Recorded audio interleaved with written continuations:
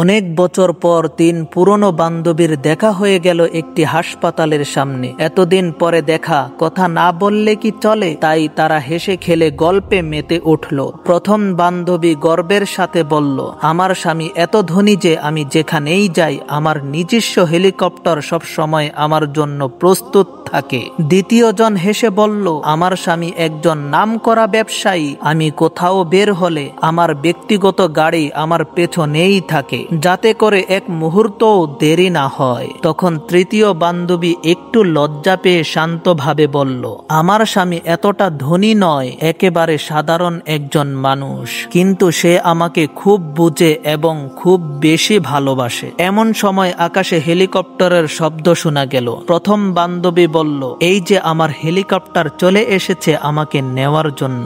তারপর রাস্তায় একটি দামি গাড়ি এসে দাঁড়াতেই দ্বিতীয় বান্ধবী বলল, ওটাই আমার গাড়ি, সব সময় আমার অপেক্ষায় থাকে। ঠিক তখন ওই তৃতীয় বান্ধবীর স্বামী আস্তে আস্তে হেঁটে এসে তার স্ত্রীর পাশে দাঁড়িয়ে বলল, অনেকক্ষণ ধরেই তোমার অপেক্ষায় আছি, চলো এবার বাসায় যাই। এই দৃশ্য দেখে অন্য দুই বান্ধবী কিছুটা থমকে গেল।